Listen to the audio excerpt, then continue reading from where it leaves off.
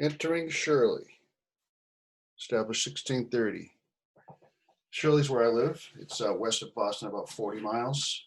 And the guy named, his last name was Shirley, Governor Shirley, was the governor. And the people that lived here were in Groton. Groton is a big town, still is. And the people that lived in this part of Groton wanted to have their own town called whatever they could make up. And they told the governor, look, if you let us have our own little town, we'll name it for you. So Shirley isn't the woman's name, it's the last name of a man who was governor back in 1630 of Massachusetts. So he decided, okay, you guys can have your own town, name it after me, it'll be great. If you're ever in Boylston Street in Boston, there's a huge mural in the 501 Boylston Street building, insurance building. There's a big mural of him giving his blessings. So anyway, that's a little history on Shirley. I'm recording this on Wednesday, day before New Year's Eve day. And I just didn't want you to miss out on having art. My hair, it's a mess. Having art week we do a virtual. So here's what I'm going to talk about. I'm a fan of fan brushes, right?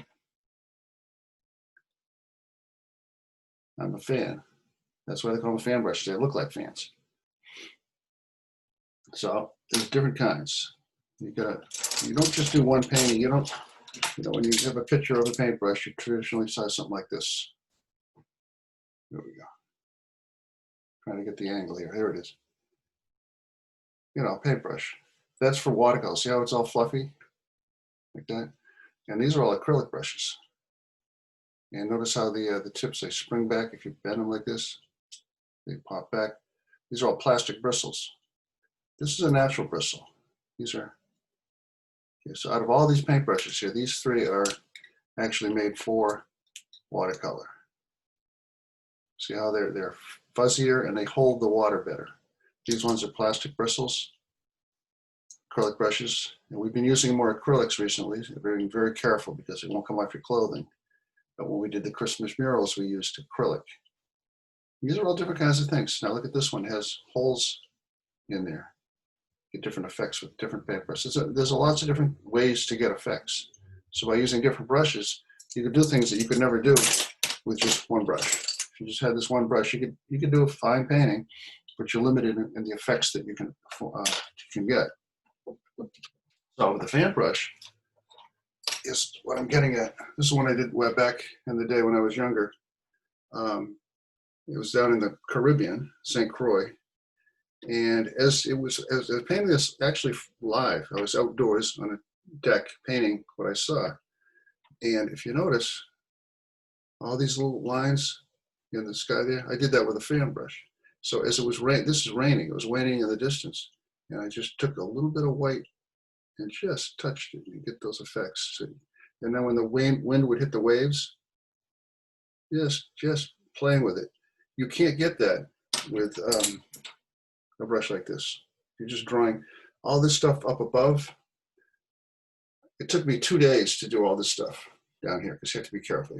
Just so, it's like drawing with pencil. I painted, little vines dripping in brushes. But this whole painting here took me just a couple of hours because you can do so much more quickly like this. And you get all these effects. And the wind was hitting the waves, I could go like this. So it's a whole different effect. And then the sky broke and the sun came out and I got some blue paint and I went back over and just get those little breaks in the clouds. But you have to react, to nature as it's happening. Where it was this stuff, you be very careful. I was just drawing. I was pretty much just drawing with paint. And it looks fine and it frames the picture nicely. But this is painting. This is more like drawing. Okay, this is a distinction. This is the old sugar mills they used to have. These are the slaves' quarters. They had slaves back there. And this is a school building down there. So those are the kinds of effects you can get with different kinds of brushes. So what I thought I'd do today would be to start off with a prayer for St. Catherine of Bologna. Here she is. This was a gift to me by one of the parents well, two of the parents. And I really thank you a lot for that. She was an artist, and she was in the royal court, and she was an assistant to the woman who became queen or princess or whatever. And when her sponsor got married, they wanted her to stay on and be, part of the court. But she said, no, she's 13 years old. She said, no, I'm going to be a nun in the convent. And that's what she did. But she remained a painter. She was a good artist. And so she painted her whole life, did lots of great stuff. And then in the box, here's the rosary that came with the gift of St. Catherine of Bologna. So look her up at any time. Look at that. That's a great piece. That was what St. John Paul II had, a life-size one. That was exactly the type he used, crucifix. So St. Catherine, I looked it up online and read all about her life. It's pretty interesting. There's a million saints. But here's a prayer that we can say for, she's the patroness of art and artists and against temptations. So if you're tempted to do something you shouldn't do, she's a good one to pray to as well. Dear Saintly Poor Clare is just the nun's order that she joined. St. Catherine of Bologna, so rich in love for Jesus and Mary, you were endowed with great talents by God, and you left us most inspiring writings and paintings for wondrous beauty. You did all for God's greater glory, and in this you are a model for all. Make artists learn lessons from you and use their talents to the full. Okay, so I'm just going to show you one way we can make use of our talents. All right. So what I've got behind me here is what I'm going to work with. Now for Christmas, I like to save these. These are some of the cards, most of the cards we get. We get cards from family and friends.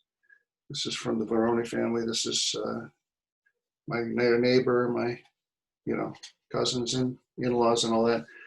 So I like to save them all.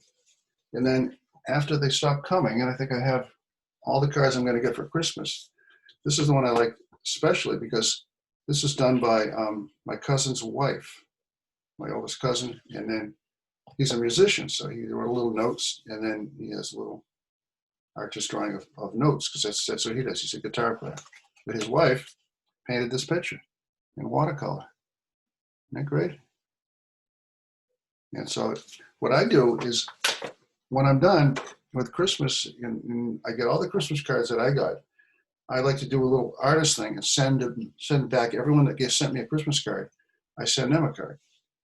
And since Christmas lasts 12 days, I'm not late.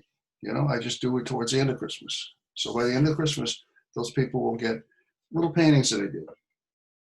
And in order to do that, I've got 3 panels up here. And you can have 3, 4, 5, 10, as many as you have room for, or wherever you're painting.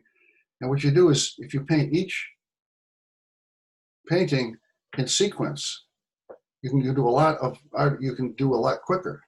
So instead of changing every color 14 times and then going to the next one and then doing it over again, paint the first stage on all of them. It's like assembly line painting. Okay, so you can get more done quicker if you operate that way. So what I've got my palette all made up here. I was trying to think ahead, make sure I didn't have to run off to the bathroom and forget the water. I'm pouring water in these little cups. See these little cups are clips, and they clip right onto the palette. See that? They were kind of loose, so I jammed some paper in there to make them grab harder. And then I just tape this palette down. I like to use paper palettes. Once you're done, you can throw them away, and you don't get this big wooden palette all messed up. Okay, so this big wooden palette. See my thumb in there? So you hold it. Okay, so here's what I'm getting. Here's I'm gonna start with this little fan brush right here. Okay, and even though I'm using watercolor tubes, which is more like acrylic, it's about the thickness of acrylic, but it is watercolor. So when this dries, you could actually go back and reuse this. But with acrylic, once it dries, it's hard and you can't do anything with it. So look, here's how you use a fan brush, excuse me, to make a tree look like this. I have all these little helpful cards in the office, in the art room. And I'm just going to take a little bit of moisture. I'm just barely taking a little moisture on there, just enough to make the paint move. Okay, see, I don't want a lot of drippy paint. And I'm going to make a little. Okay, so now I'm showing you with 3. I'm going to do 3.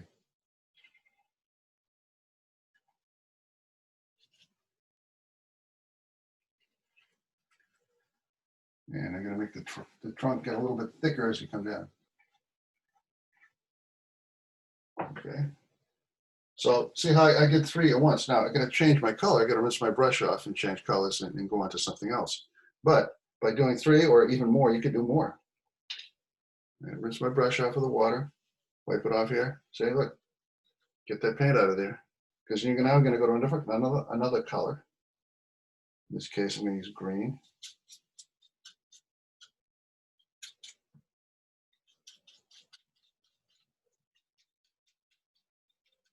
Okay. So I've got some paint on there. See, it's not dripping with color. You're just using enough water to get a little bit of color. And then you start at the top like that. And you just play with it.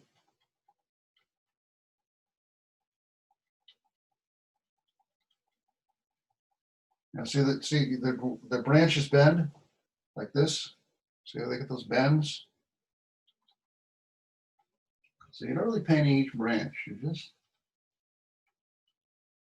sketching it in.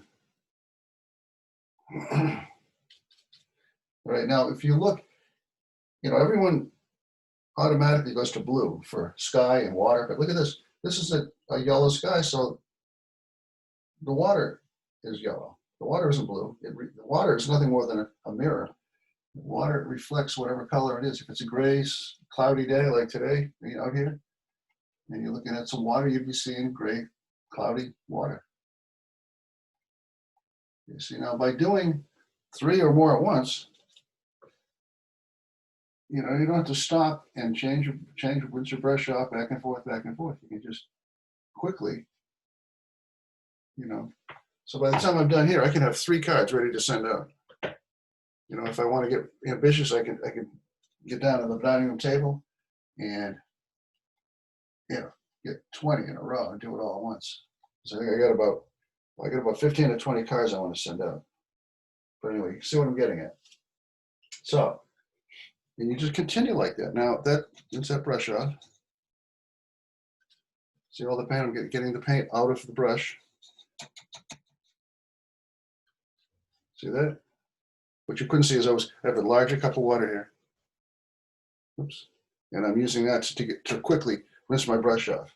I'm using this water up here just to get the paint. Now, how about a different paintbrush? How about one like this? Well, look at this. Look at this thing. Monster.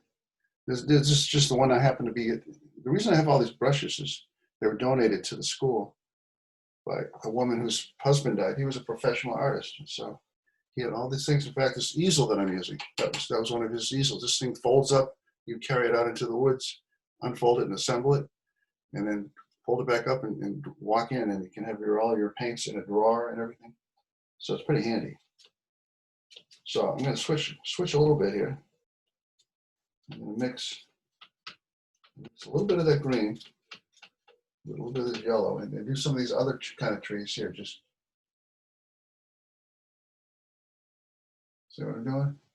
I used just a little bit of green on the brush, and then I went after that yellowish, and you can just play with it. If you smear it all together, all you have just one basic color. But if you let the brushes do the work, it's a different effect. Now, they don't all look exactly the same, but they all look like these could be a couple of trees. Right? Now, obviously, I'm using a manila paper to get the background color. if you wanted a different color for the background, you should do a wash first. We've done washes before. You just do a wash, let it dry, and then you can paint on top of it. You get something more like this. Okay, what else can we do? I'm going to take a little bit of, this is like the foreground. This will be a little hill on the side of the drawing. Notice how it's good. Look at the difference. As I'm not adding more water, as I keep working, it tends to dry out the brush, and you get a whole different effect. All right. Like that. Playing around. See? Totally different effect. You get the same brush. You did this and these streaks. It's all how you play with it.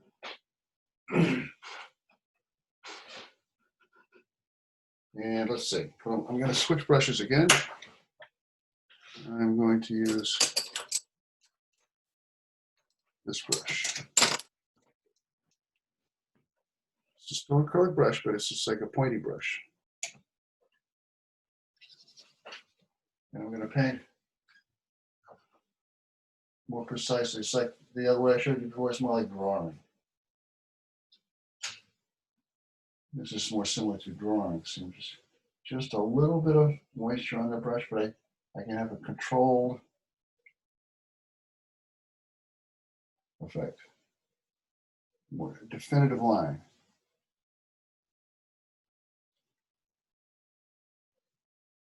All right.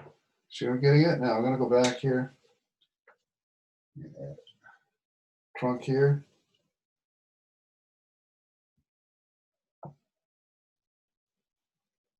So I'm just experimenting, playing around. And then you might see some of that trunk through the tree. You might see a branch or two. Like this. Play around.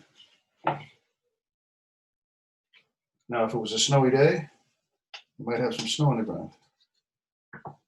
So let's see. Let's take this one. No, I always like this one. See, it's got holes in the middle. So you can get nice effects with that. In fact, before I do any snow, I'm going to go back here and get a little bit of green.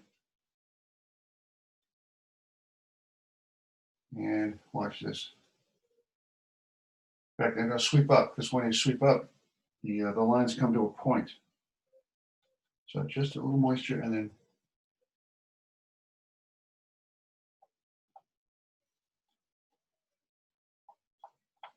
look at that. A little moisture on the brush, just enough moisture to get the paint on the brush. See, grass. You couldn't get that effect by hand, with your hand. In fact, I don't think you can see very well what I'm doing, can you? Yeah, I'll show you in a second.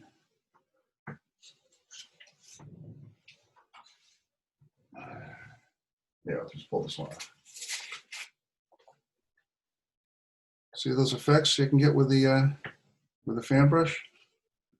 Just sweeping up. Because when you go up and lift the brush, the ends, the points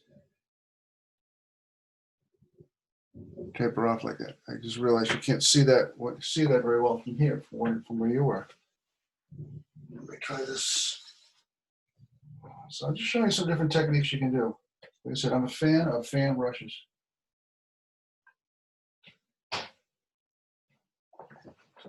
Yeah, you can see that a little better there, huh?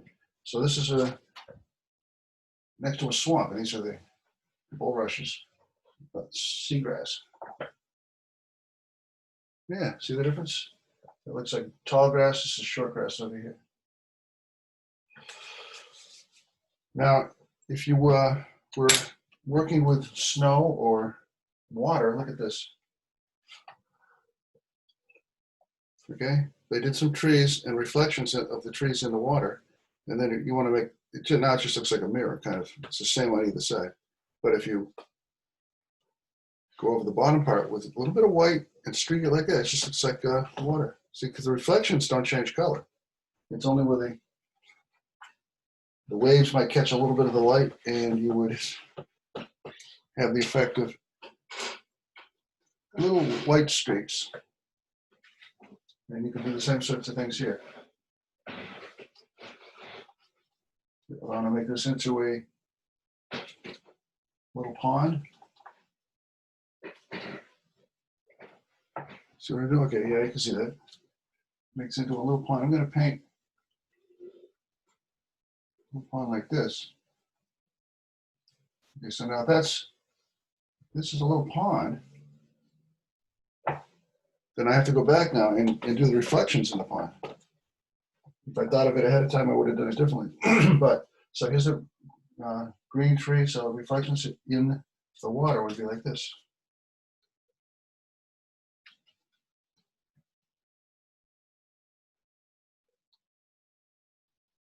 You see, I'm just suggesting it. See, yeah, see, reflects. And then rinse off, rinse the brush. Go back and get some of that yellow. And then have the reflections of that tree where below that is like that. All right, so you see the idea? So it's a little technique. You can do a bunch of little gift cards for birthdays, holidays, whatever, and you can do several. You can send one to this cousin and uncle or aunt or friend that you have. And there's any number of different kinds of brushes. There's untold ability. You go to Michael's at the mall, the craft store, and you'll see how much these brushes cost. They're pretty expensive. If you wanted to buy all these brushes at once, I don't know, 80 bucks maybe, I don't know. Pretty much. Some of these brushes are worth several dollars. I don't know. I've seen them for incredible amounts. I don't know what, some of the more expensive brushes I think are overpriced, but even the ones that aren't overpriced are expensive. So that's just a little introduction to fan brushing, why they call it, you know, a fan brush. It looks like a fan, and the effects that you can get are, see, like, again, this is the wind hitting the water. There's a little bit of white. You streak it like that. And the rain, the effect of a rain, you streak up and down. For the water, you don't streak it so much, you just dab it. So that's my little wrap for today. I'd like to close with a poem. I think it's a poem, but at first I didn't know it was, but this was left in my art room. I went to, take a few things that were left behind, and look what I found. Just written by hand, but it says why Christmas is important. And I loved it. It was great because it rhymes. If you look at it, I wrote it on the computer so I could read it quicker and easier. So I'm going to read this to you. I don't know who left this. I think it was a 6th grade girl, but I'm not sure. It says, why Christmas is important. Whether you're singing songs, opening presents, or playing in the snow, there is just one special thing that I want you to know. The most important thing on Christmas isn't food or a toy. It's spending time with people you love, the ones that bring you joy. I like that. So snow, no, toy, joy. I mean, that was well thought out. And this syntax is good. And it was well written. So whoever wrote that, congratulations. And I'm going to save that. So that's it for today. I just want to give you a little something to remind yourself that, no matter what you do this week, you probably see this next week when everyone else is video conferencing or online learning or whatever. But keep in mind that, these are all things that you can do.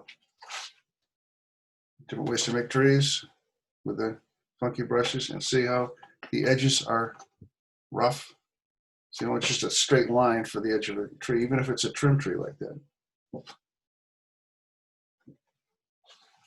So fan brushes, doing a series and doing each, the whole series, one color at a time, and you can do a lot more quicker. See, like I could have spent all the time on one, but now I got 3. You can do 5 or 10 or however many you want.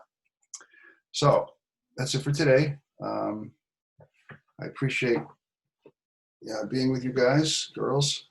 And let's see, I forget how to shut this up. I'll end. I'm going to end. And Hail Mary, full of grace, the Lord is with thee. Blessed art thou among women, and blessed art the fruit of thy womb, Jesus. She's up in the corner there. Holy Mary, Mother of God, pray for us sinners now and at the hour of our death. See you soon.